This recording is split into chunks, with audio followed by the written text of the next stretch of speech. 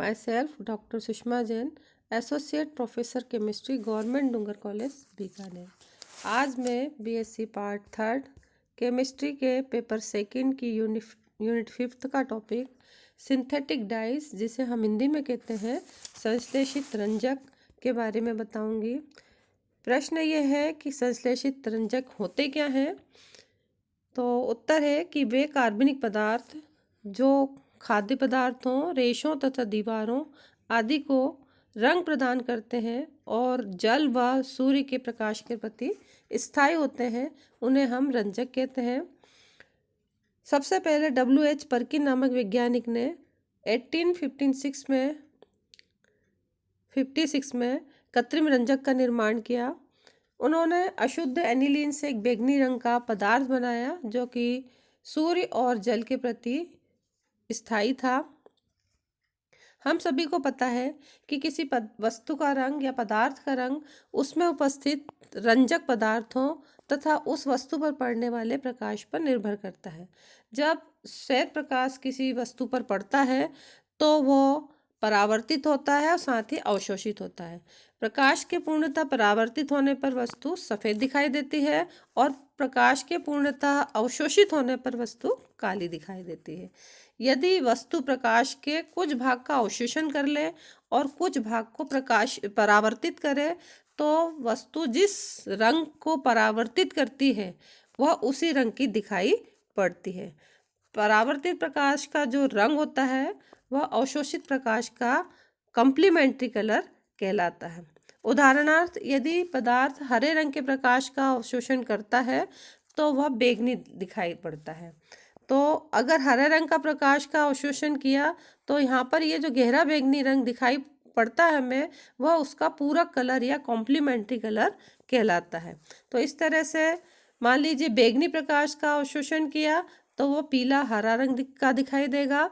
ये परावर्तित प्रकाश का कलर होगा जो कि जिसे हम कहते हैं कॉम्प्लीमेंट्री कलर।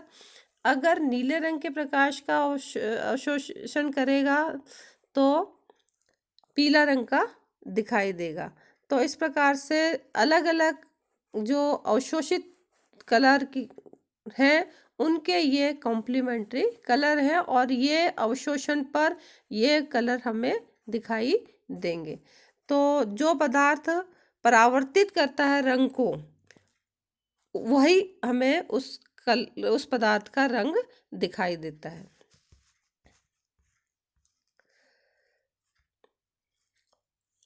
अब पदार्थ के रंग और उसके जो कॉन्स्टिट्यूशन है उसमें क्या संबंध है, उसके संगठन में क्या संबंध है, इसकी व्याख्या करने के लिए अलग अलग वैज्ञानिकों ने अलग अलग थ्योरीज दी है। सबसे पहले विट नामक वैज्ञानिक ने सिद्धांत दिया और इसके बाद फिर मॉडर्न सिद्धांत आया जिसके अंतर्गत हम दो थ्योरीज पढ़ेंगे, एक वैलेंस बॉन्ड थ्योरी और दूसरी मॉलिक्यूलर ऑर्बिटल थ्योरी।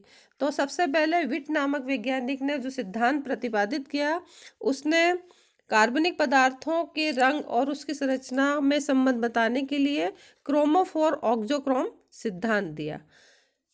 उसने कहा कि क्रोमोफोर क्या होते हैं और ऑक्सोक्रोम क्या होते हैं और उनका पदार्थ के रंग से क्या संबंध होता है। तो क्रोमोफोर उन्होंने उन यौगिकों को या उन समूह को कहा जिसमें कि असंतृप्त और बहुबंध युक्त समूह होता है। तो वे कार्बनिक पदार्थ जिनमें कि असंतृप्त अथवा बहुबंध युक्त समूह हो तो इन समूहों को हम कहते हैं क्रोमोफोर। क्रोमोफोर जो है ग्रीक भाषा से बना है जिसमें क्रोमा का अर्थ है रंग और फोर का अर्थ है धारण करना। तो इस तरह से क्रोमा और फोर मिलकर बने हैं क्रोमोफोर, यानी कि पदार्थ में उपस्थित वह समूह जिनके कारण उस पदार्थ में रंग दिखाई देता है वो कहलाता क्रोमोफोर। तो हम क्रोमोफोर को डिफाइन कर सकते हैं कि ऐसे समूह को क्रोमोफोर कहते हैं जो रंग धारण करने वाले हों, अर्थात यौगिक के रंग के लिए उत्तरदायी हों। तो जैसे एग्जाम्पल के तौर पर यहाँ पे दिखाया है NO2, यहाँ पे देखिए ये डबल बॉन्ड है, इसका मतलब ये जो क्रोमोफोर है उनमें असंतृप्तता होनी जरूरी है तभी वह पदार्थ को रंग प्रदान करते हैं। तो यहाँ पर NO2 है, नाइट्रोसो है, ये भी क्रोमोफोर ग्रुप है। N डबल बॉन्ड उपस्थित है, क्रोमोफोर है ये भी। एजॉक्सी, कार्बोनिल, डाइकार्बोनिल और थायोकार्बोनिल। तो जैसा कि हमने डेफिनेशन में बताया कि वे समूह जिनमें जो कि असंतृप्त हों या मल्टीपल बंध युक्त हों तो हम उन्हें कहते हैं क्रोमोफोर। और वे यौगिक जिनमें कि ये क्रोमोफोर ग्रुप उपस्थित होते हैं उन यौगिकों को हम कहते हैं क्रोमोजेन। किसी भी क्रोमोजेन में क्रोमोफोर समूह की संख्या जितनी ज्यादा होगी उस यौगिक का रंग उतना यदि गहरा होगा। जैसे एग्जाम्पल के तौर पर यदि किसी असंतृप्त यौगिक में 6 डबल बॉन्ड प्रेजेंट है कार्बन कार्बन के मध्य में, जैसे इस संरचना में CH3 CH double bond CH होल 6 डबल बॉन्ड प्रेजेंट है, तो ये यौगिक पीले रंग का दिखाई देता है। और केराटिन जिनमें कि 11 C double bond C bond present होते हैं तो केरोटीन नारंगी रंग की दिखाई देती। तो यहाँ पे 6 थे तो यौगिक का रंग था पीला और हमने और अधिक डबल बॉन्ड बढ़ा दिए, यानी कि नंबर ऑफ डबल बॉन्ड्स बढ़ने के कारण या हम कह सकते हैं कि क्रोमोफोरिक ग्रुप बढ़ने के कारण यौगिक का कलर गहरा हो जाता है। तो केरोटीन इसलिए नारंगी रंग की दिखाई देती हैं। अब हम देखते हैं कि ऑक्सोक्रोम क्या होते हैं। तो कुछ समूह ऐसे होते हैं जिनका अकेले तो रंग के साथ कोई संबंध नहीं होता, लेकिन यदि ये क्रोमोफोर के साथ उपस्थित हों तो क्रोमोफोर के रंग को प्रभावित करते हैं और इनकी उपस्थिति से रंजक का जो रंग है वो गहरा हो जाता है। ऐसे समूह को हम ऑक्सोक्रोम कहते हैं। ऑक्सोक्रोम वर्ड भी ग्रीक भाषा का शब्द है जिसमें ऑक्सिन का मतलब है टू इंक्रीज यानी बढ़ाना और क्रोमा का अर्थ है रंग, यानी जो रंग को बढ़ाते हों उनको हम कहते हैं ऑक्सोक्रोम। जैसे एग्जाम्पल के तौर पर OH, OR, NH2, NR2। In auxochrome में एक विशेषता होती है कि इनमें lone pair of electrons present होते हैं। जैसे OH में भी ऑक्सीजन के ऊपर lone pair of electron present होंगे, यहाँ पर OR में भी एकाकी इलेक्ट्रॉन युग्म या lone pair of electron present होता है, या नाइट्रोजन पर भी एकाकी इलेक्ट्रॉन युग्म या हम इंग्लिश में कहते हैं lone pair of electrons present होते हैं, और यहाँ नाइट्रोजन पर भी lone pair of electrons present होते हैं। और यही इलेक्ट्रॉन्स यौगिक में जो क्रोमोफोरिक ग्रुप है उसके साथ मिलकर और यौगिक को जो रंग है उसको गहरा कर देते हैं। एग्जाम्पल के तौर पर हम ले सकते हैं नाइट्रोबेंजीन की तुलना में नाइट्रो एनिलीन जिसमें कि NH2 समूह ऑक्सोक्रोम है, उसकी उपस्थिति के कारण जो नाइट्रो एनिलीन है उसका रंग नाइट्रोबेंजीन की तुलना में गहरा है। इसी प्रकार से नाइट्रोफिनॉल जिसमें कि OH समूह ऑक्सोक्रोम है, तो नाइट्रोफिनॉल नाइट्रोबेंजीन की तुलना में अधिक गहरे रंग का होता है। इसी तरह से एजोबेंजीन रंगहीन होता है, लेकिन यदि हम उसमें NH2 या NR2 समूह प्रवेश करा दें तो उसका रंग पीले रंग का हो जाता है। तो रंग का इंक्रीज हो जाता है ऑक्सोक्रोम की उपस्थिति, NH2 ऑक्सोक्रोम है यहाँ पर और NR2 ऑक्सोक्रोम है इनकी उपस्थिति के कारण।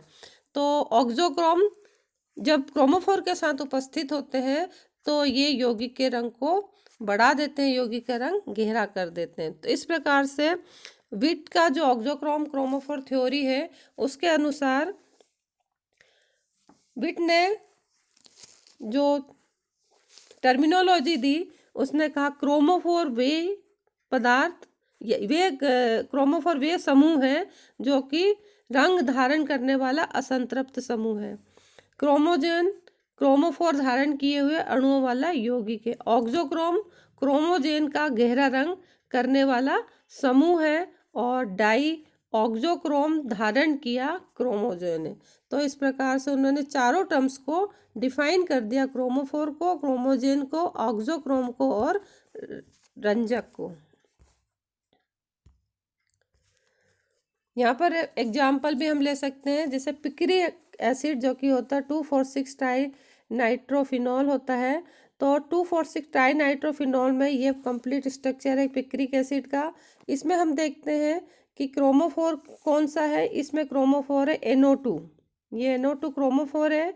और चूंकि NO2 को कोई, ये जो 3 क्रोमोफोर लगे हुए हैं इसमें, किस में लगे हैं, बेंजीन रिंग में लगे हैं, तो इस यौगिक को हम कहेंगे क्रोमोजेन। और जब इसमें एक OH ग्रुप यहाँ लगा देते हैं तो OH ग्रुप ऑक्सोक्रोम है, जो कि इस क्रोमोजेन के कलर को बढ़ाता है, गहरा करता है। और क्रोमोफोर और ऑक्सोक्रोम दोनों मिलकर जो हम यौगिक का नाम देते हैं वो कहते हैं डाइज। तो 2,4,6 ट्राइनाइट्रोफिनॉल पिक्रिक एसिड एक पीले रंग का डाई है। बाद में इससे संबंधित 2 और पद दिए गए।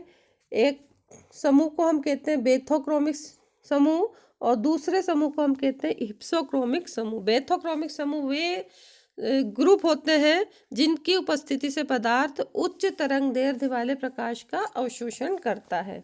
तो इन समूहों को हम कहते हैं बेथोक्रोमिक समूह।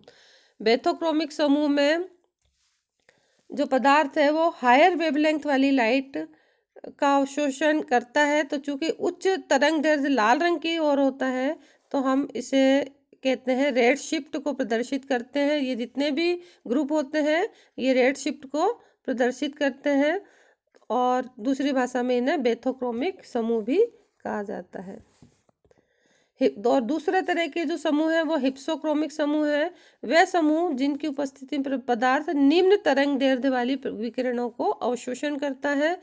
तो चूंकि निम्न तरंग दैर्ध्य वाली विकिरण ब्लू लाइट की तरफ होते हैं, इसलिए हम इसको ब्लू शिफ्ट भी कहते हैं। और ये जो समूह है वो हिप्सोक्रोमिक समूह कहलाते हैं।